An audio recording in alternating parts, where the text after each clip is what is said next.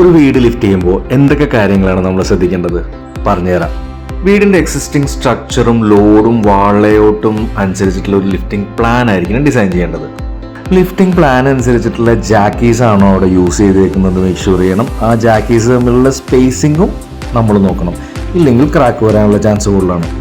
Open lengthy span areas like sit out, car porch, living space, dining space areas എല്ലാം strong brick അല്ലെങ്കിൽ channel support ചെയ്തിട്ടുണ്ടോ എന്ന് make sure ചെയ്യണം.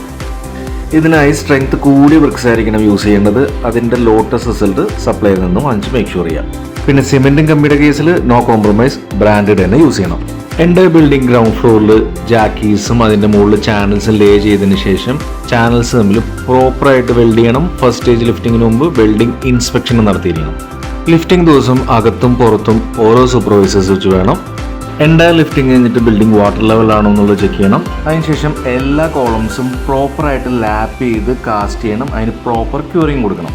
ക്യൂറിങ്ങിന് ശേഷം മാത്രമേ ബ്ലോക്ക് സപ്പോർട്ട്സ് റിമൂവ് ചെയ്യാൻ പാടുള്ളൂ. ലിഫ്റ്റിംഗ് പ്ലാൻ അനുസരിച്ചിട്ടുള്ള ഫൗണ്ടേഷൻ ആണോ അവിടെ ചെയ്തേക്കണം എന്നുള്ളത് മേക്ക് ഷുവർ ചെയ്യണം. അതിൻ്റെ പ്രോപ്പർ ക്യൂറിങ്ങും കൊടുത്തിരിക്കണം. പുതിയ ഫൗണ്ടേഷൻ പ്രോപ്പർ മിക്സിൽ പ്ലാസ്റ്റർ ചെയ്ത് ക്യൂർ ചെയ്ത് വാട്ടർ പ്രൂഫ് ചെയ്തതിന് ശേഷം മാത്രം ഫില്ല് ചെയ്യുക. ഫില്ലിങ്ങിന് പ്രോപ്പർ വാട്ടർ കോമ്പാക്ഷൻ കൊടുക്കണം. നിങ്ങളും ഹൗസ് ലിഫ്റ്റിംഗ് പ്ലാൻ ചെയ്യുന്നുണ്ടോ? ഒരു ഫ്രീ അഡ്വൈസിനും കൊട്ടേഷനുമായി താഴെ കാണുന്ന നമ്പറിൽ കോൺടാക്ട് ചെയ്യുക.